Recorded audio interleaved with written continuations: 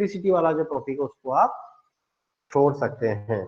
Okay बच्चों, बाकी लेकिन आपको पूरा फिजिक्स पोर्शन प्रिपेयर करना है, मैग्नेटिक इफेक्ट ऑफ करंट और ऑप्टिक्स वाला, लेंस, मिरर, जिसमें मिरर वाला तो हमने ऑलरेडी रिसेंटली कंप्लीट कर ही लिया है, और सून हम जो है रिफ्रैक्शन वाला टॉपिक भी आपको कंप्लीट करवा देंगे।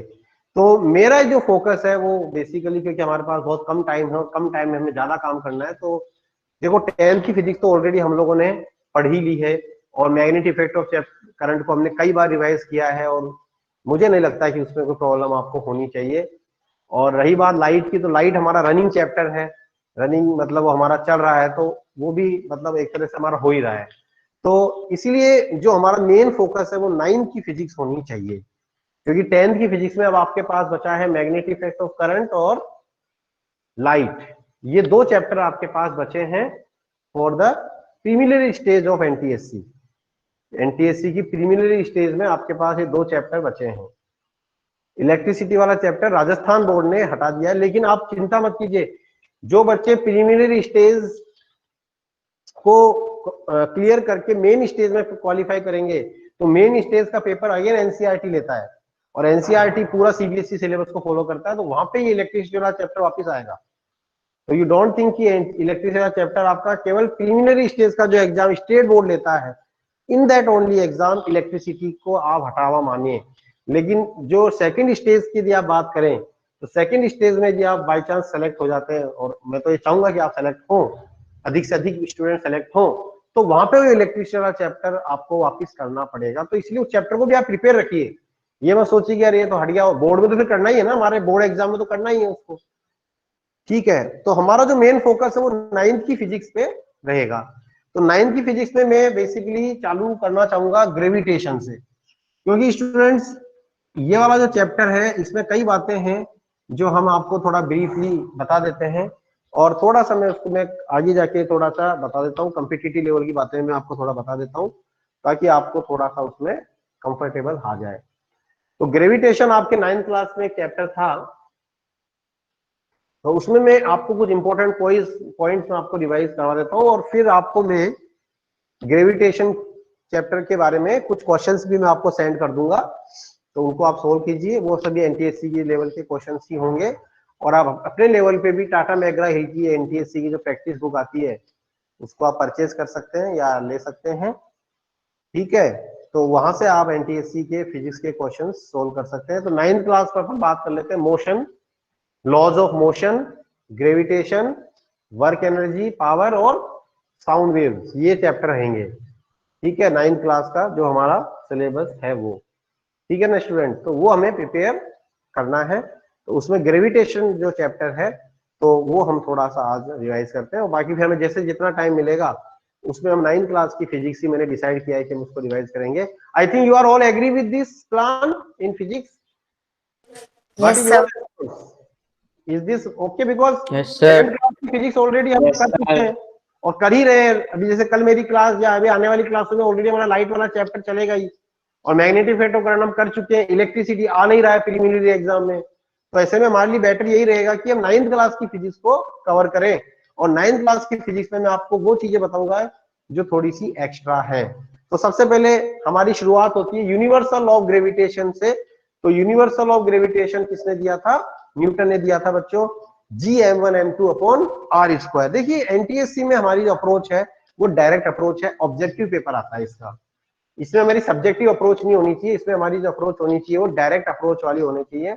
मतलब हमारी इसमें ये प्रैक्टिस होनी चाहिए कि नॉलेज तो अलग बात है, नॉलेज तो होना ही है, लेकिन नॉलेज होने के बाद भी कई बार स्टूडेंट सेलेक्ट नहीं हो पाते क्योंकि उनके पास स्पीड नहीं होती है क्वेश्चन करने की। ऑब्जेक्टिव क्वेश्चन का पेपर जब भी आप करते हैं, आपको आता है, तो इसमें आपका स्पीड मैटर करता है, कम टाइम में ज्यादा से ज्यादा क्वेश्चन सही करना। तो वहां पे आपको डायरेक्ट अप्रोच से, जैसे ग्रेविटेशन, तो अब आपको ग्रेविटेशन में एक ही डेफिनेशन याद करने की जरूरत नहीं है, मेन मेन कंसेप्ट्स को आप समराइज कीजिए, मेन मेन फॉर्मूला को आप रिवाइज कीजिए, और फिर डायरेक्ट जो ग्रेविटेशन के कुछ इंपॉर्टेंट क्वेश्चंस जो एनटीएससी में आए हुए हैं उनको आप सोल्व करेंगे, तो ये चैप्टर आपका थोड़ा वेल मैनर में प्रिपेयर होगा। और थोड़ा फैक्ट्स पे आप ध्यान दीजिए। कोचिंग, देखो कोचिंग और स्टडी में थोड़ा, हम जब बोर्ड की स्टडी करते हैं तो हम थोड़ा डिटेल में जाके हर चीज को रिवाइज करते हैं, लेकिन हम जो कुछ कोचिंग स्टाइल में जब बात कर रहे हैं तो वहां पे हमें शॉर्ट वे में, शॉर्ट तरीके से उसके फॉर्मूले पे, उसके फैक्ट्स पे जाना है। अब जैसे ग्रेविटेशनल का, तो मेनली आप इसमें याद रखिए कि 2 पॉइंट मास है, एक पॉइंट मास m1 है और एक पॉइंट मास m2 है, और the point masses are separated by distance r।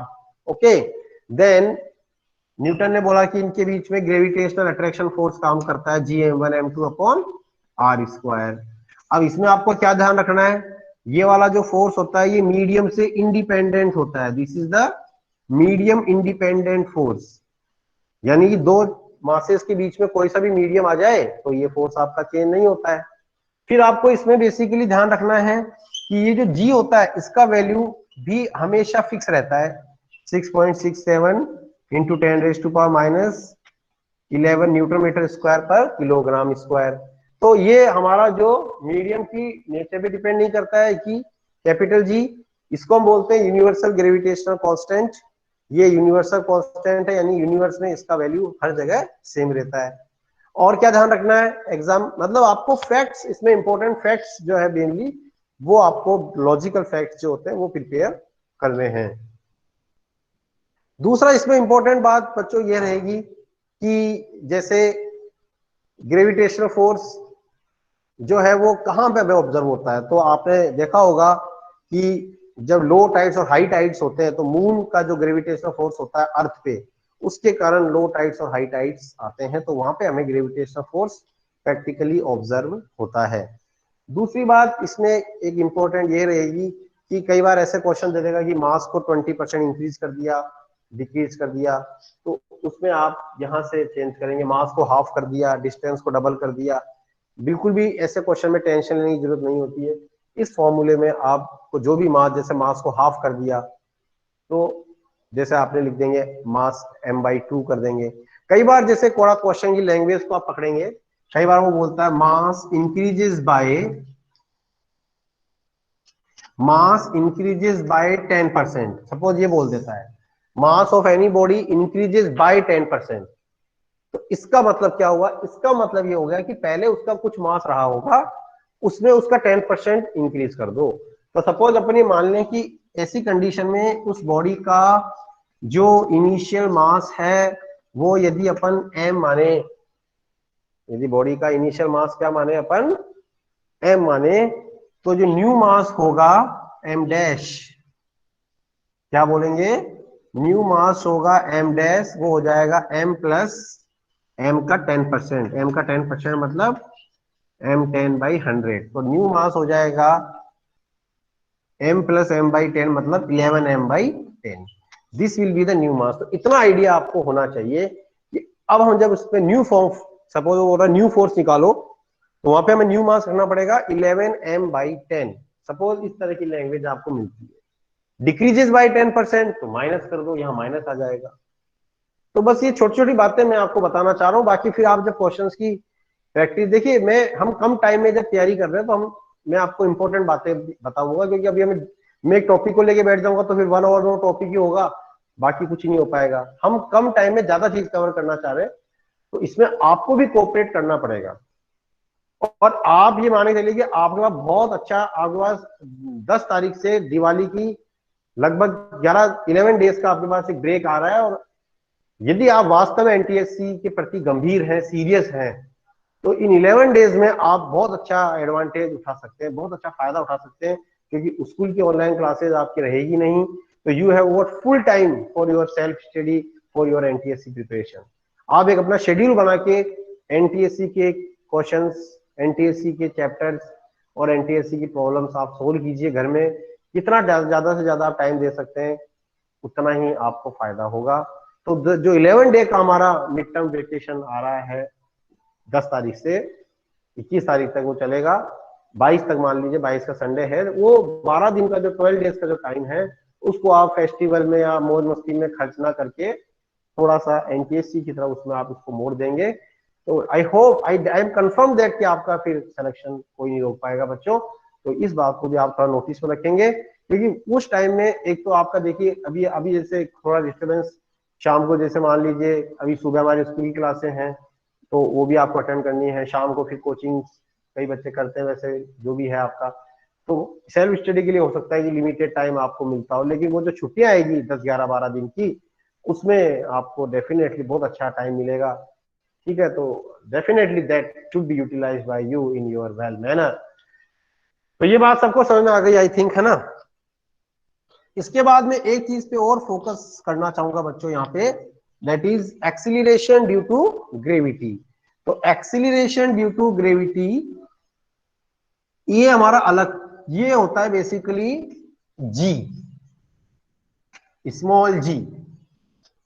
Capital G मतलब यूनिवर्सल ग्रेविटेशनल कांस्टेंट, और स्मॉल जी मतलब एक्सीलरेशन ड्यू टू ग्रेविटी।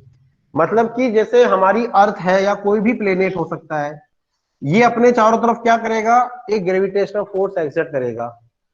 तो कोई भी बॉडी यदि इसके ग्रेविटेशनल फील्ड में आएगी, सपोज ये हमारी अर्थ है मान लेते हैं थोड़ी देर के लिए, या अर्थ के अलावा कोई प्लेनेट भी हो सकता है, सन हो सकता है, मून हो सकता है, और ये कोई बॉडी है मान लीजिए, तो अब ये बॉडी जो है ये अर्थ के ग्रेविटेशनल फील्ड में फ्रीली मान लीजिए गिर रही है, तो ग्रेविटेशनल फोर्स के कारण इसकी वेलोसिटी में क्या होगा, चेंज होगा। होगा कि नहीं होगा भाई। अर्थ, आप जैसे मान लीजिए इस चौक को अर्थ की तरफ फेंकते हैं, ग्राउंड की तरफ फेंकते हैं, तो ये कांस्टेंट वेलोसिटी से तो नहीं आएगा।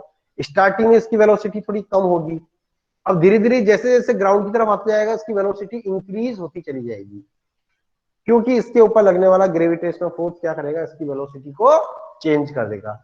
तो whenever there is a change in velocity due to exclusively gravitational force, तो उस वेलोसिटी में चेंज होने से जो एक्सीलरेशन उस बॉडी में प्रोड्यूस हुआ, acceleration caused in the body due to the gravity pull of planet, that is basically acceleration due to gravity. इसका सिंबल स्मॉल जी होता है, यूनिवर्सल, मतलब ये हर जगह आपको स्मॉल जी ही मिलेगा। और इसमें इंटरेस्टिंग बात यह कि अर्थ का मास कैपिटल एम है और अर्थ की रेडियस या प्लेनेट की रेडियस कैपिटल आर है। तो acceleration due to gravity we can write, acceleration due to gravity we can write G M upon R square. ये आपको याद रखना है, ये 9th क्लास में आपने पढ़ा था formula. Acceleration due to gravity due to M mass planet, capital M mass का जो प्लेनेट होता है बच्चों, उस वो बॉडी में जो एक्सीलरेशन प्रोड्यूस करता है अपनी ग्रेविटी के कारण, अपनी ग्रेविटी फोर्स के कारण जो एक्सीलरेशन वो प्रोड्यूस करता है बॉडी में, that acceleration is basically what we can say acceleration due to gravity. अब आप इसमें एक बात देखिए कि this acceleration due to gravity does not depend on the mass of object. The gravity acceleration or acceleration due to gravity, it does not depend on the mass of object. तो वे किस पे डिपेंड करेगा, it depends exclusively only on planet mass and planet radius। तो इसका मतलब यदि हम दो अलग अलग मास की बॉडी को कॉल करें तो एक्सीलरेशन ड्यू टू ग्रेविटी क्या लगेगा, दोनों पे सेम लगेगा, लेकिन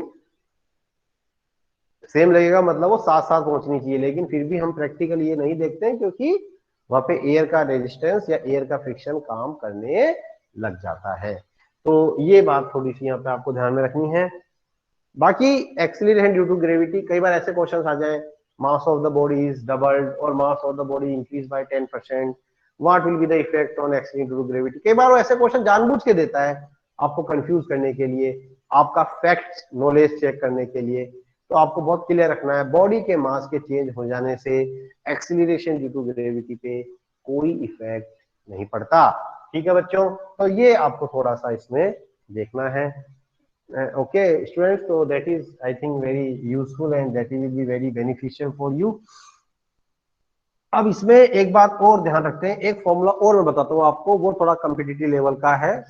देखिए सपोज मान लीजिए ये हमारा स्फीयर है, यदि ये मान लीजिए अर्थ को क्या मान लें, स्फीयर मान लें, तो आपको एक कंसेप्ट पता होना चाहिए, density of material of earth is mass upon volume.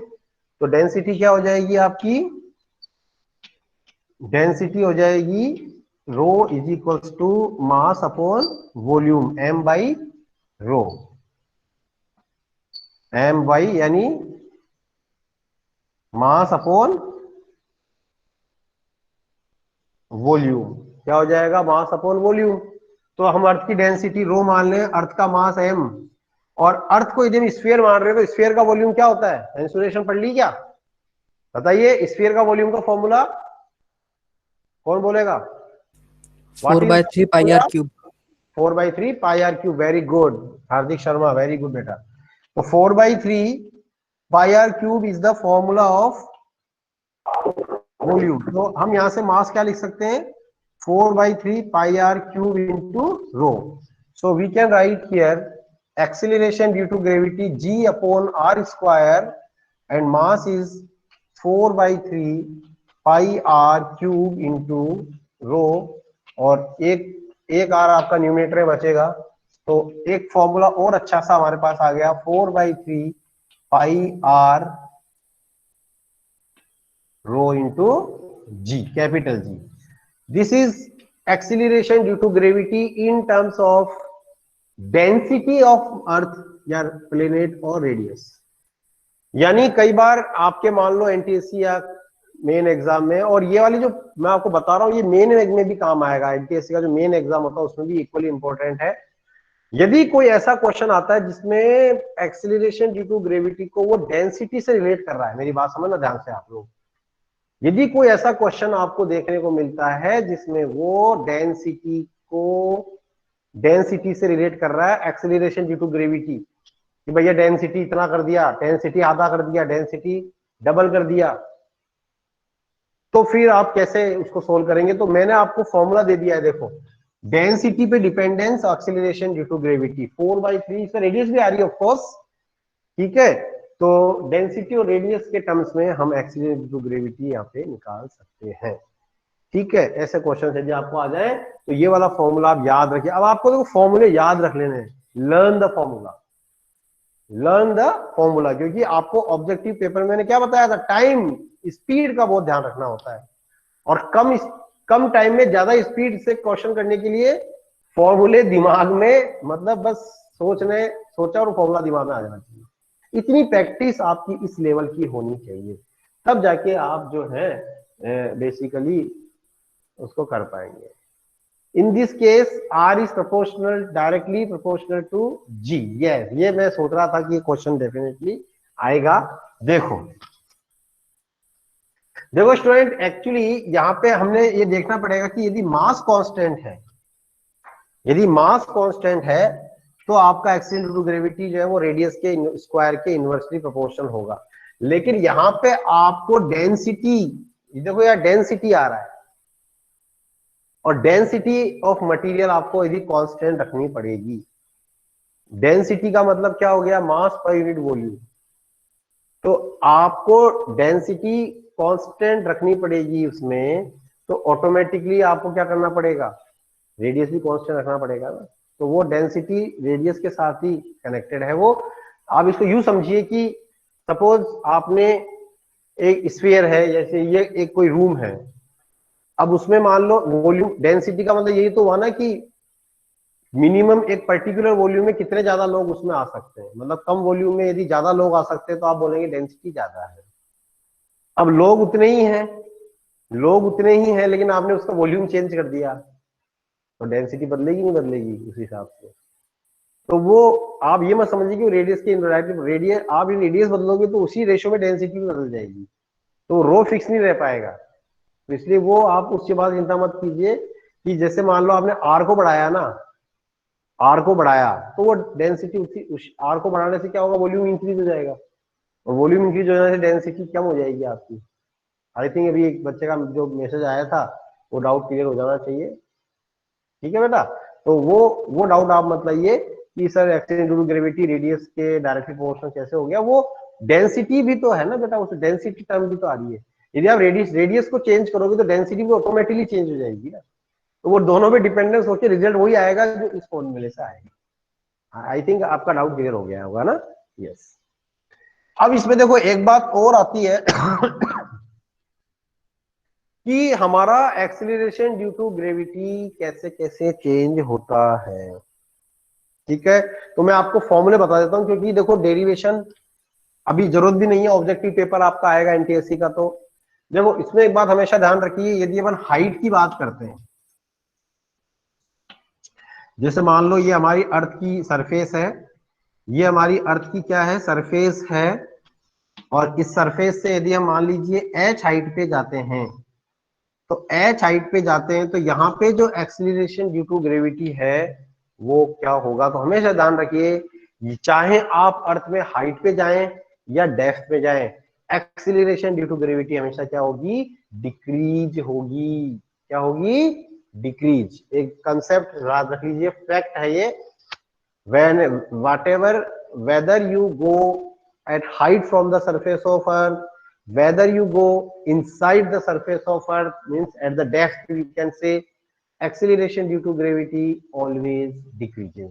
Acceleration due to gravity जो टर्म है वो क्या होती है बच्चों, डिक्रीज होती है। अब वो कितनी डिक्रीज होती है वो हालांकि प्रीलिमिनरी एग्जाम में आपके नहीं पूछेगा, लेकिन फिर भी आपको बता देता हूं, क्योंकि मेंस भी आपको साथ साथ, मैं मान के चलता हूं कि प्री और मेन की तैयारी साथ साथ ही चलनी चाहिए। आप इतना कॉन्फिडेंस होना चाहिए कि I will be selected in pre and definitely I should be ready for, क्योंकि मेंस में भी यही सब कुछ आना है। मेंस का सिलेबस को अलग से थोड़ी है, वो भी यही सब, बस उसको थोड़ा सा वो डेप्थ पूछ लेता है, तो वो वाली बात है। तो क्या ध्यान रखना है, at height from the surface of earth, या प्लेनेट भी लिख सकते हैं, आपका एक्सेलरेशन ड्यू टू ग्रेविटी क्या होगा, रिड्यूस होगा, डिक्रीज होगा। ये एरो मतलब डिक्रीज, ठीक है। अब कितना होगा, तो सपोज मान लीजिए सरफेस पर कितना है, acceleration due to gravity gs, और सपोज मान लो किसी हाइट पर एक्सेलरेशन ड्यू टू ग्रेविटी कितना है, जीएच है, सरफेस पर जीएस, और किसी हाइट पर जो एक्सेलरेशन ड्यू टू ग्रेविटी है वो कितना है, जीएच है। तो we can write GH equals to GS upon 1 plus H upon R का होल स्क्वायर। तो दैट वी कैन राइट, ये अपन लिख सकते हैं, GH equals to GS upon 1 plus H upon R का होल स्क्वायर। ठीक है। At what height the G become 0, ठीक है, यस। एक क्वेश्चन आया, उसका मैं जवाब दूंगा, डोंट वरी। तो हाइट पर एक्सचेंज ड्यू टू ग्रेविटी आपका हो जाएगा सरफेस पर एक्सचेंज ड्यू टू ग्रेविटी और 1 प्लस एच अपॉन आर। अब आप में से कई बच्चे ने पूछा है कि किस हाइट पे ये 0 हो जाएगा, तो उसके लिए आप जीएच की वैल्यू 0 रख के इसको सोल्व कर लीजिए, आपका आंसर आ जाएगा। ठीक है ना, यहाँ पे जीएच की वैल्यू 0 कर दीजिए तो आपका एच का वैल्यू ऑटोमेटिकली आ जाएगा। ठीक है ना, तो वो है, तो ये है। अब एक क्वेश्चन आया है कि ये फॉर्मूला मैंने बता दिया कि किस फॉर्मूले से करेंगे। एक बच्चे ने बोल रहा है भाई जैसे ये हमारा अर्थ है और ये अर्थ की रेडियस है, और अब सपोज मान लो हम अर्थ से डी डेप्थ पे नीचे चले गए। अब बोल रहा है कि देखो, अब आपने बोला सर रेडियस डिक्रीज हो गई, लेकिन इसमें एक बात और भी देखो कि जो इफेक्टिव रीजन है जो ग्रेविटी फोर्स लगा रहा है वो भी तो रिड्यूस हो गया, और मास के क्या है वो डायरेक्टली प्रोपोर्शनल है। मतलब सपोज मान लो अभी आप अर्थ की सरफेस पे खड़े हो, सपोज आप यहां खड़े हो, तो आपके नीचे पूरी अर्थ है, तो पूरा अर्थ आपके ऊपर ग्रेविटी लगा रहा है। अब आपने डिगिंग करी, डिगिंग करते करते करते करते आप डी डेप्थ नीचे आ गए, तो डिगिंग करते करते डी डेप्थ नीचे आ गए, तो अब आपके ऊपर जो ग्रेविटी फोर्स है केवल जो ये डिस्टेंस कितनी रह गई आपकी सेंटर से, आर माइनस डी रह गई। अब आप यहाँ पे खड़े हो, पहले आप यहाँ पे खड़े थे, अब आप यहाँ खड़े हो। अब आपके ऊपर जो ग्रेविटी फोर्स रह गया केवल इस आर माइनस डी रेडियस का जो छोटा सा स्फेरिकल पार्ट रह गया है उसके कारण ही लगेगा ना। क्यों, वो जो फॉर्मूला जो अब आपके ऊपर जो ग्रेविटी फोर्स लगेगा वो केवल उस आर माइनस डी रेडियस का जो पार्ट है उसके कारण लगेगा, क्योंकि अब आपके नीचे तो उतना ही पार्ट बचा ना, आप तो उतना नीचे आ गए। अरे भैया अभी जैसे मैं ग्राउंड पे खड़ा हूं, मेरे ऊपर छत है, तो वो छत वाला जो रीजन है मेरे ऊपर ग्रेविटी थोड़ी लगा रहा, जो मेरे पांव के नीचे है ना वो ग्रेविटी लगा रहा है मेरे ऊपर। तो आप जब तक अर्थ पे खड़े थे तो पूरी अर्थ आपके पाँव के नीचे थी, तो पूरी अर्थ का ग्रेविटी आपको पुल कर रहा है। अब आप डिगिंग करके डी डेप्थ नीचे चले गए, तो अब आपके पैरों के नीचे जितनी अर्थ बची वही तो आपके ऊपर ग्रेविटी लगाएगी ना। तो आपका जो अर्थ के नीचे जो इफेक्टिव स्फेरिकल पार्ट है वो भी तो रिड्यूस हो गया। पहले आपको ग्रेविटी फोर्स लगाना था पूरी आर रेडियस का अर्थ, अब ग्रेविटी फोर्स लगाना है जो आर माइनस डी रेडियस का स्फेरिकल पार्ट, तो इसीलिए वो डिक्रीज होता है और फिर हम प्रूफ भी कर देते हैं, ठीक है ना। तो आर माइनस डी रेडियस का जो स्फेरिकल पार्ट है वो प्रूफ, तो वहां पे आपका इफेक्टिव मास भी रिड्यूस हो रहा है। आप वहां पे मास को कांस्टेंट नहीं कर सकते। आप क्या सोच रहे हैं कि जी प्रोपोर्शनल टू आर स्क्वायर, मैं तो अर्थ के नीचे चला गया तो आर कम हो गया तो जी बढ़ जाना चाहिए, आप वो लॉजिक लगा रहे हैं। नहीं, गलत है वो लॉजिक, क्योंकि आपने क्या किया, मास को तो डिस्टर्ब किया ही नहीं। आपने मास को कांस्टेंट कैसे मान लिया। हाँ, हम हाइट पे गए तो मास कांस्टेंट रहेगा, क्योंकि हम तो ऊपर जा रहे हैं ना, तो हम कितना भी ऊपर जाए नीचे की अर्थ हमको खींचेगी खींचेगी, तो वो वाली बात हो गई। लेकिन हमारी क्या हो गई, तब रेडियस काउंट हो गई, डिस्टेंस बढ़ गई अर्थ की सरफेस से, तो डिस्टेंस बढ़ गई तो जी कम हो गया, है ना। लेकिन आप जब डेप्थ पे जा रहे हो तो आपको ये भी देखना पड़ेगा ना कि आपका, आपके नीचे का जो इफेक्टिव अर्थ का जो रीजन है वो भी रिड्यूस हो गया, तो वहां पे मास भी चेंज हो गया, ठीक है ना। यस, तो ये वाली बात है। तो नहीं बेटा, डेंसिटी डेंसिटी डेंसिटी तो कांस्टेंट है ना, डेंसिटी कैसे चेंज कर दी। हम अंदर जा रहे हैं तो अर्थ की डेंसिटी कैसे चेंज होगी, डेंसिटी तो फिक्स है। हमने अर्थ का वॉल्यूम थोड़ी चेंज किया है, हम अर्थ की रेडियस थोड़ी चेंज कर रहे हैं, हम तो अपनी डिस्टेंस चेंज कर रहे हैं ना अर्थ के रेस्पेक्ट में, ठीक है ना। तो वो वाली डेंसिटी कांस्टेंट है बेटा, ये गलत, ये फिर अगेन आप मिसकंसेप्ट कर रहे हैं। एक बच्चे का मैसेज आया है डेंसिटी इंक्रीजेस, गलत है, डेंसिटी कांस्टेंट रहेगी। हम अर्थ के नीचे जाएंगे सरफेस से तो डेंसिटी कांस्टेंट रहेगी। डेंसिटी कैसे चेंज कर रहे हैं आप भाई, आपके अर्थ की रेडियस तो फिक्स है ना, आपकी रिलेटिव डिस्टेंस चेंज हो गई बस केवल। आप पहले अर्थ की रेडियस आर डिस्टेंस पे थे, अब डी डिस्टेंस पे खड़े हैं, तो डेंसिटी कैसे बदल दोगे भैया। तो डेंसिटी नहीं बदलेगी बच्चा, डेंसिटी कांस्टेंट रहेगी। वहां पे जी क्यों बदला, एक तो आपका डिस्टेंस बदल गया और दूसरा आपका इफेक्टिव मास भी, जो इफेक्टिव मास आपका नहीं, जो इफेक्टिव मास आपके ऊपर ग्रेविटी फोर्स लगा रहा है वो चेंज हो गया, तो वो उसके कारण। लेकिन आप डेंसिटी को चेंज मत करिए, डेंसिटी तो क्या रहेगी यहाँ पे, कांस्टेंट रहेगी, ठीक है। तो यहाँ पे आपका आ जाएगा डेप्थ पे acceleration due to gravity surface 1 minus, ये फॉर्मूला आप याद कर लीजिए। ये फॉर्मूला कहां से आया, ये फिर एक डेरिवेशन है, डेरिवेशन में भी मैं आपको ले जाना नहीं चाह रहा हूँ, क्योंकि डेरिवेशन करके आपका कोई फायदा नहीं होने वाला इस लेवल पे, क्योंकि आपको ऑब्जेक्टिव पेपर प्रिपेयर करना है। बस कंसेप्ट आप ध्यान रख लीजिए, जैसे डेंसिटी कांस्टेंट है, लेकिन acceleration due to gravity depth पे हम खड़े हैं, डी डेप्थ पे, तो हमारी एक्सीलरेशन ड्यू टू ग्रेविटी हो जाएगी सरफेस पे into 1 minus D upon R. अब यहाँ पे आप देख सकते हैं डी और आर इक्वल हो जाए, यदि यहाँ पे डी और आर इक्वल हो जाए तो डेप्थ, तो डी और आर का मतलब कहां पहुंच गए, अर्थ के सेंटर पे पहुंच गए। भाई अर्थ के सरफेस से आप डी डिस्टेंस बढ़ाते बढ़ाते डी को आर के बराबर हो गया, मतलब कहां पहुंच गए, आप अर्थ के सेंटर पे पहुंच गए। तो अर्थ के सेंटर पे D equals to R 1 minus 1 zero, तो डेप्थ पे आपका एक्सचेंज डेरिवेटिव भी क्या हो जाएगा, जीरो हो जाएगा।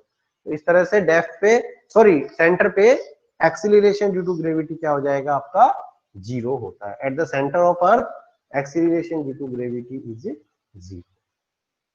तो समझ में आ गई बात आपको, शायद आपके डाउट्स मेरे हिसाब से क्लियर हो गए होंगे, जो भी डाउट बीच में 2-3 बच्चों ने मैसेज किए थे, I hope that their doubt must have been clear.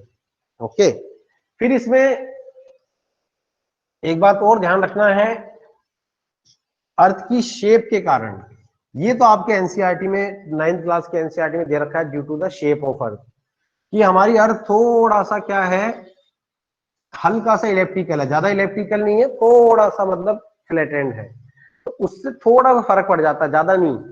उससे क्या होता है कि जैसे ये इक्वेटर है, दिस इज कॉल्ड इक्वेटर, और ये हमारा पोल्स, तो अर्थ हमारी थोड़ी सी फ्लैटेंड होने के कारण पोल्स पे, पोल पे रेडियस क्या हो जाती है, थोड़ी सी कम हो जाती है, और इक्वेटर पे इंक्रीज हो जाती है। यदि अर्थ हमारी परफेक्ट स्फीयर होती, अर्थ हमारी परफेक्ट स्फीयर होती, तो फिर वो रेडियस चाहे वो पोल हो चाहे वो इक्वेटर हो, हमेशा क्या रहती, सेम रहती।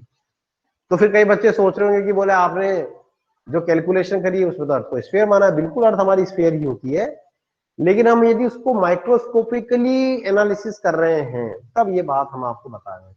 वैसे मैं आपको बता दूं एक चीज और, मैं आपको फैक्ट बता देता हूं, फिर आप अपने आप आइडिया लगा लेना कि इक्वेटर पे फ्लैटेंड होने के कारण इक्वेटर पे रेडियस थोड़ी सी ज्यादा हो जाती है एज कंपेयर टू पोल्स, ठीक है ना।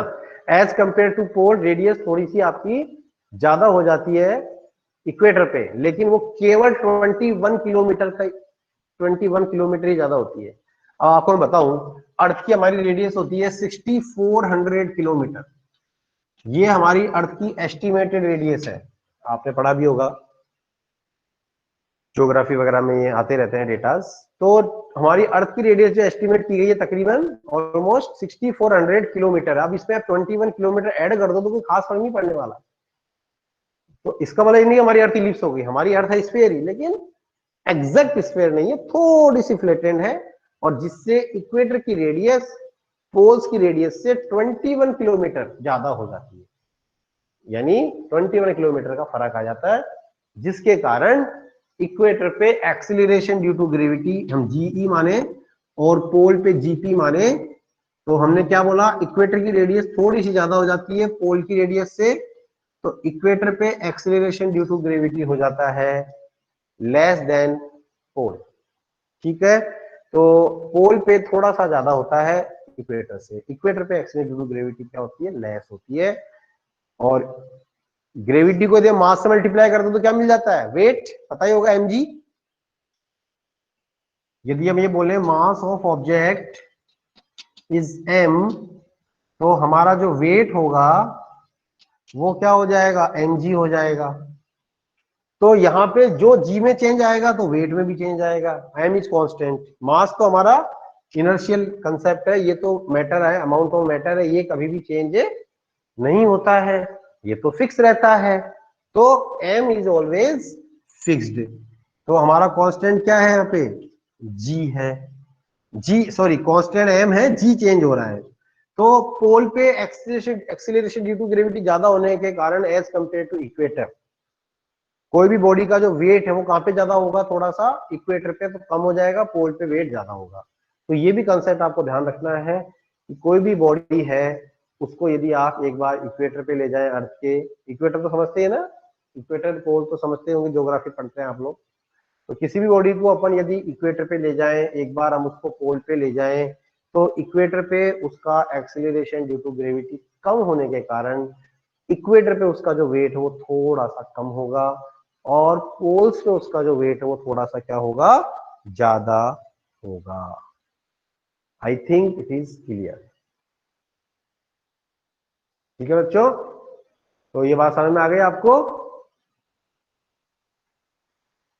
हाँ, एक क्वेश्चन यहाँ पे उठता है कि हम जो बोलते हैं 9.8 मीटर पर सेकंड स्क्वायर, तो ये वैल्यू कहाँ की है, तो ये पोल्स की, ध्यान रखना। जो हमारे पोल पे एक्सीलरेशन ड्यू टू ग्रेविटी है वो 9.8 वाली, ये ग्राउंड सरफेस हम बोलते हैं ना हमारी अर्थ सरफेस के लिए, acceleration due to gravity 9.8 metre पर सेकंड स्क्वायर है, वो वास्तव में अर्थ की पोल पे है equation, acceleration due to gravity, ठीक है। और यदि आप ये जानना चाहते हैं कि इक्वेटर पे कितनी है, तो मैं वो फॉर्मूला बता देता हूँ आपको। वैसे तो पढ़ लीजिए, अच्छी बात है, थोड़ा कंपटीशन में थोड़ा एक्स्ट्रा नॉलेज होना जरूरी भी है बच्चों। इक्वेटर पे एक्सीलरेशन ड्यू टू ग्रेविटी होगा, पोल पे acceleration due to gravity minus omega square R, मतलब ओमेगा स्क्वायर आर का, ओमेगा क्या आ गई, ये ओमेगा फिर आपको नया परेशान करने आएगा, ये होती है एंगुलर वेलोसिटी। अभी एंगुलर वेलोसिटी क्या होती है मुझे 10th वाले बच्चों को बताना पड़ेगा। क्या होती है कि हमारी अर्थ जब रोटेट करती है तो रोटेशन की जो वेलोसिटी होती है उसे बोलते हैं एंगुलर वेलोसिटी। रोटेट करते हैं टाइम पे उसकी जो वेलोसिटी होती है उसे बोलते हैं एंगुलर वेलोसिटी। तो अर्थ की जो एंगुलर वेलोसिटी होती है वो ओमेगा अपन मानते हैं, मतलब अर्थ हमारी एक्सिस पे भी रोटेट कर रही है ना कांस्टेंट एंगुलर वेलोसिटी से, तो उस एंगुलर वेलोसिटी को डब्ल्यू जैसा सिंबल होता है, इसे ओमेगा बोलते हैं, OMEGA, ओमेगा। तो this omega is the acceleration due to gravity.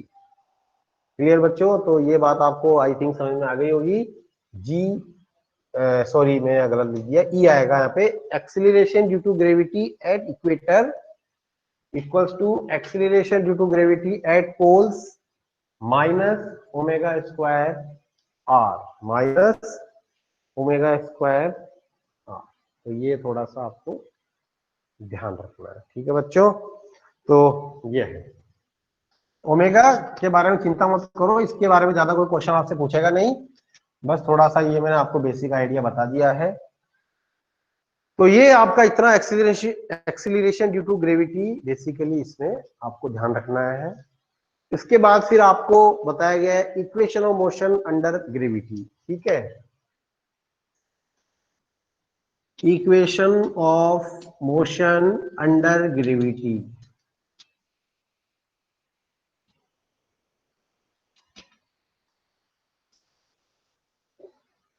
तो उसमें देखो हमेशा ध्यान रखना यहाँ दो कंडीशन होती है। एक तो अपन किसी बॉडी को क्या कर रहे हैं, फ्रीली फॉल कर रहे हैं, ठीक है ना। एक तो किसी बॉडी को अपन क्या कर रहे हैं, फ्रीली गिरा रहे हैं, फ्रीली फॉल करा रहे हैं एकदम। और एक कंडीशन क्या होती है, किसी बॉडी को अपन अपन किसी हाइट पे फेंक रहे हैं। तो सीधी सी बात है, किसी बॉडी को यदि अपन फ्रीली फॉल गिराएंगे, suppose H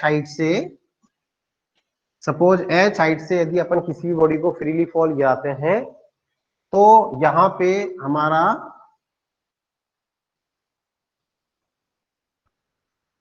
initial velocity u 0 लेना है, पहली बात, ठीक है। फ्रीली फॉल में इनिशियल वेलोसिटी क्या होती है, 0 होती है। दूसरा, ये कैसी मोशन मानी जाएगी, एक्सीलरेटेड मोशन मानी जाएगी। एक्सीलरेटेड मोशन मतलब समझे, एक्सीलरेटेड मोशन मतलब इसकी वेलोसिटी क्या होगी, इंक्रीज होगी टाइम के रेस्पेक्ट में।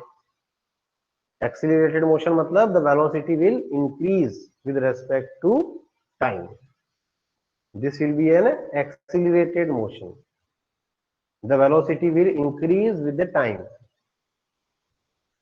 okay। ये तो इसमें ध्यान रखना है कि जो हमारी फर्स्ट इक्वेशन है v इक्वल्स टू, उसमें आपका जो acceleration due to gravity a है वो g बन जाएगा, और जो डिस्प्लेसमेंट है वो क्या बन जाएगा, h बन जाएगा। जो हम लिखते हैं ना s equals to ut plus half at square, वो वर्टिकली ऑब्जेक्ट ऊपर से नीचे आ रहा है तो वो h बन जाएगा, और acceleration due to gravity g बन जाएगा, a आपका g बन जाएगा। बाकी वेलोसिटी तो वेलोसिटी रहती है, v v रहेगा, t t रहेगा, वेलोसिटी इंक्रीज होगी, है ना। अब जैसे आपको निकालना है velocity while reaching to the ground, third equation लगा देंगे, u स्क्वायर प्लस 2as, ये हमारी होती है। अब इनिशियल वेलोसिटी 0 हो गई, अब यहां तक आ जाएगा तो डिस्टेंस कितनी कवर कर लेगा, हाइट के बराबर, तो 2a और s की जगह h रख देंगे, तो v इक्वल टू क्या आ जाएगा, अंडर रूट 2ah। थोड़ा सा नीचे चला गया, आई थिंक आपको दिख नहीं रहा होगा, आई थिंक, है ना।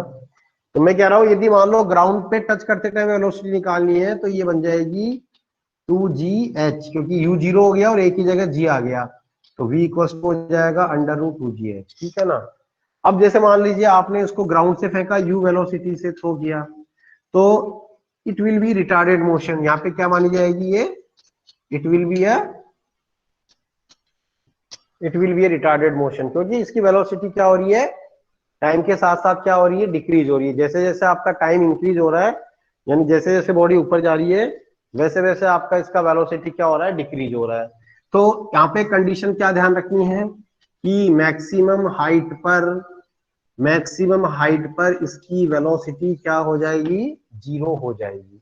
Eight maximum height its velocity will be 0, okay. तो वो आप यहाँ पे निकाल सकते हैं कि अब मैक्सिमम हाइट पे जाने में उसको कितना टाइम लगेगा। तो उसमें बस इसमें आपको क्या लेना है, अब जी का जो डायरेक्शन होता है एक्सीलरेशन ड्यू टू ग्रेविटी, हमेशा किधर काम करता है, वर्टिकल डाउनवर्ड डायरेक्शन में काम करता है।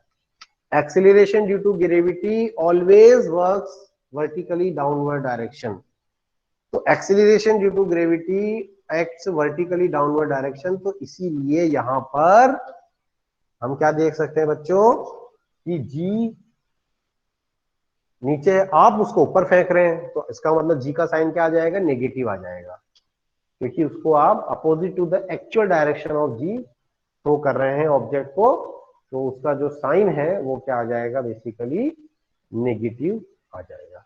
तो ये सारी बातें आपको ध्यान रखनी है। इसके फिर न्यूमेरिकल्स आपके बनते हैं काफी सारे, आप प्रैक्टिस कीजिए बच्चों सिंसियरली। इसके बाद आपके इस चैप्टर में पोर्शन दिया जाता है फ्लोटेशन, यानी कि बायंसी। थोड़ा सा मैं उसके बारे में डिस्कस कर लेता हूं, थक तो नहीं गए, है, दिन का टाइम है। देखो मैं तो नहीं थका, मुझे नींद भी नहीं आ रही है, आप तो नहीं थके कम से कम? है, थोड़ा सा बायंसी डिस्कस कर लेते हैं। No sir, no very good. Sir. Arpita Shakya बोल रही है नो सर, वेरी गुड। तो मतलब अभी थोड़ा, क्योंकि बच्चों मैं थोड़ा सा इसको और डिस्कस, बायंसी को मैं थोड़ा डिस्कस कर लेता हूँ। ठीक है, नो सर बोल रहे हैं, थके नहीं है बच्चे, अच्छी बात है।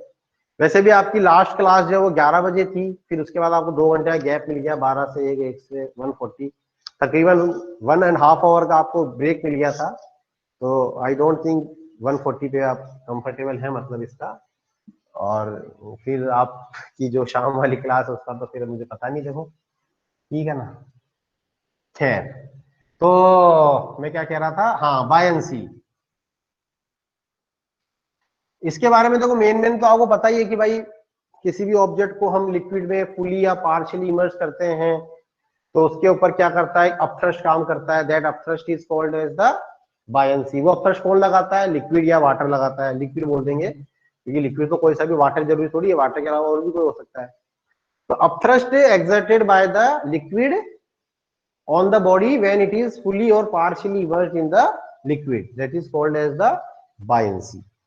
अब इस बायंसी में जो फेमस है वो कौन है, आर्किमिडीज प्रिंसिपल। बायंसी में जो बेसिकली फेमस है वो कौन है, आर्किमिडीज प्रिंसिपल। तो थोड़ा सा उसको हम डिस्कस कर लेते हैं। इसमें आपको ज्यादा थोड़ा स्पेलिंग देख लेना, मैं स्पेलिंग हो सकता है आप ध्यान रखना स्पेलिंग्स का, आर्किमिडीज स्पेलिंग आप चेक कर लेना। आर्किमिडीज प्रिंसिपल कि क्या बोलता है कि भाई किसी भी बॉडी को, जैसे मान लीजिए कोई भी आपका लिक्विड आपका फील्ड है, तो अब आपने किसी भी बॉडी को इसके अंदर डाला, तो ये बॉडी क्या करेगी, अपनी जगह बनाने के लिए क्या करेगी, अपने चारों तरफ कुछ लिक्विड को क्या करेगी, डिस्प्लेस करेगी। तो जितना लिक्विड ये डिस्प्लेस कर रही है, उस डिस्प्लेस्ड लिक्विड का वेट, उस डिस्प्लेस्ड लिक्विड का जो वेट है, वो डिस्प्लेस्ड लिक्विड का वेट क्या होता है, इसके ऊपर लगने वाला बायंसी फोर्स होता है। अगर ये बात समझ में, यानी कि वेन एवर एनी बॉडी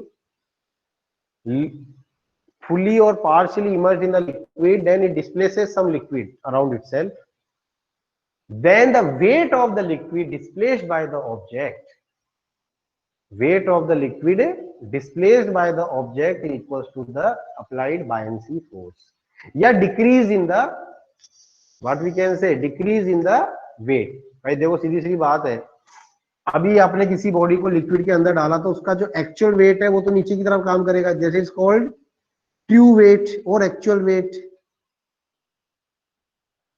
इसको तो अपन क्या बोलेंगे, ट्रू वेट, एक्चुअल वेट, वास्तविक वेट।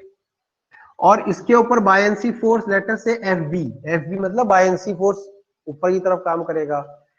तो अब एक बात सोचो कि वेट के अपोजिट कोई फोर्स काम कर रहा है तो ऑब्जेक्ट का जो इफेक्टिव वेट है वो क्या होगा, रिड्यूस होगा ही होगा ना। तो ऑब्जेक्ट का जो इफेक्टिव वेट है वो क्या होगा, थोड़ा सा रिड्यूस होगा। तो इसका जो वेट रिड्यूस होगा, that reduce in the weight is equals to the weight of the liquid displaced by the object। ये है Archimedes principal. So this is the basically Archimedes principle we studied in 9th class, also you studied in buoyancy। Archimedes principle explain about the buoyancy force। ठीक है, अब जो buoyancy force है वो कौन लगा रहा है, लिक्विड लगा रहा है। तो weight of the liquid displaced by the object। ठीक है, तो यहां पे देखो लॉज ऑफ फ्लोटेशन की बात आती है कि कोई भी ऑब्जेक्ट लिक्विड में फ्लोट करेगा कि सिंक कर जाएगा या डूब जाएगा। तो उसके लिए अपन क्या करते हैं, उसकी डेंसिटी से अपन कंफर्म करते हैं। पता होगा, यदि ऑब्जेक्ट की डेंसिटी लिक्विड की डेंसिटी से ज्यादा है तो क्या होगा बताइए, सिंक करेगा कि फ्लोट करेगा। ऑब्जेक्ट की डेंसिटी यदि लिक्विड की डेंसिटी से ज्यादा है जिसमें उसको आपने डुबोया है तो सिंक करेगा। Very good Arushi Singh. जैसे कि आयरन की निकल, आयरन की नीडल क्या करेगा, लेकिन आयरन का जो शिप है वो तो फ्लोट कर रहा है। बताइए, अपन बोल रहे हैं आयरन की नीडल तो डूब गई, सिंह, सर उसकी लेकिन ओवरऑल डेंसिटी कम होती है वाटर से। नहीं, वाटर की डेंसिटी कम नहीं होती है। ये आदित्य सही लिख रहे हैं, लार्ज सरफेस एरिया। एक्चुअली क्या होता है कि जो शिप है वो भी आयरन का ही है या स्टील का जो भी है, लेकिन उसका एरिया इतना लार्ज होता है कि वो बहुत ज्यादा वाटर क्या कर देता है, डिस्प्लेस कर देता है अपने चारों तरफ। और जितना ज्यादा वाटर डिस्प्लेस करेगा उतना ज्यादा बायंसी। तो वहां पे डेंसिटी डेफिनेटली शिप के मटेरियल की ज्यादा है, लेकिन फिर भी शिप डूब नहीं रहा है, क्योंकि वहां पे शिप ने अपने चारों तरफ बहुत लार्ज एरिया के वाटर को डिस्प्लेस कर दिया है, जिसके कारण उसके ऊपर लगने वाला जो बायंसी फोर्स है वो थोड़ा ज्यादा हो गया उसके एक्चुअल वेट से। तो इसीलिए, और नीडल आपकी आयरन की होती है तो वो अपने चारों तरफ इतना वेट, इतना वाटर डिस्प्लेस नहीं कर पाती कि वो बायंसी का कंट्रीब्यूशन बढ़ा पाए, तो इसलिए नीडल आपकी डूब जाती है। तो ये भी थोड़ा लॉजिक आपको ध्यान रखना है कि वैसे हम कहते हैं कि यदि ऑब्जेक्ट की डेंसिटी लिक्विड की डेंसिटी से ज्यादा है तो वो ऑब्जेक्ट आपका डूब जाएगा, लेकिन वहां पे भी एक शिप वाला कंट्राडिक्शनरी थोड़ा सा उसको ध्यान रखना। हमें मतलब डेंसिटी के अलावा ये भी देखना पड़ेगा कि वो अपने चारों तरफ कितने एरिया के लिक्विड को डिस्प्लेस कर रहा है। और फ्लोटेशन में फ्लोट कब करेगा, फ्लोट में दो कंडीशन हो सकती है। फ्लोट में क्या हो सकती है, दो कंडीशंस हो सकती है। यदि लिक्विड का डेंसिटी, ये लिक्विड की डेंसिटी पे रो मान ले रहा हूं यहाँ पे, और ऑब्जेक्ट की डेंसिटी सिग्मा, ये दोनों इक्वल है, या फिर रो इज ग्रेटर देन सिग्मा, या लिक्विड की डेंसिटी इससे ज्यादा है, तो दोनों ही कंडीशन में क्या करेगा, ये सिंक करेगा, सॉरी सॉरी फ्लोट करेगा, फ्लोट क्या करेगा, फ्लोट करेगा। ठीक है बच्चों, तो ये कुछ फ्लोटेशंस के कंसेप्ट थे, इसको आप याद रखिए थोड़ा सा। अब आपका जो काम है वो ये है कि ये पूरा चैप्टर ऑलमोस्ट मैंने डिवाइस करा दिया है, ठीक है ना। कुछ एक बातें हैं जो मैं अब मेरी एक क्लास, क्योंकि देखो क्लासें क्या है आपके सेट में, क्या है एसएसटी, केमिस्ट्री, फिजिक्स सभी का कंट्रीब्यूशन है, मैथ्स भी है, तो सबको ही टाइम देना जरूरी है ना, और टाइम हमारे पास लिमिटेड है, तो इसीलिए फिजिक्स की क्लासेज हमारी लिमिटेड ही हो पाएगी। तो उसमें देखो ये तरीका निकाल सकते हैं कि आप, अब जैसे आपको ग्रेविटी वाला चैप्टर आप रिवाइज कीजिए, इसकी डाउट प्रॉब्लम करिए, और कोई डाउट आपको यदि आता है तो आप मुझे व्हाट्सएप पे सेंड कर दीजिए, definitely I will give you the answer, ठीक है ना। या फिर आपका जो एनटीएससी ग्रुप बनाया है उस पर डाल दीजिए, नहीं उस पर तो आप नहीं डाल पाएंगे, उसमें तो एडमिन सेटिंग, उसमें तो आप टाइप नहीं कर पाएंगे, आप मुझे सेंड कर दीजिए, तो उस तरह से फिर अपन करेंगे। ठीक है बच्चों, फिर अपन जो हमारी शेड्यूल्ड क्लास है नेक्स्ट उसमें मिलेंगे, और इस चैप्टर को आप रिवाइज करिए। मैंने मेन जो इंपॉर्टेंट बातें सारी बता दी, मुझे उम्मीद है कि आपकी आज को आपकी जो क्लास है ये बेनिफिशियल रहेगी आपके लिए, और आपको समझ में आया होगा। ठीक है बच्चों, और इसको फिर आप रिवाइज कीजिए थोड़ा, और देखो प्रैक्टिस तो आपको ही करनी पड़ेगी, मैं तो आपको केवल एक आइडिया दे सकता हूँ कि बच्चों ये टॉपिक्स आपको अच्छी तरह करने हैं, है ना बच्चों। ठीक है बच्चों, थोड़ा सा इसको और प्रिपेयर कीजिएगा, और डाउट हो तो मुझे सेंड कीजिएगा। Thank you very much, have a nice day. Okay बेटा।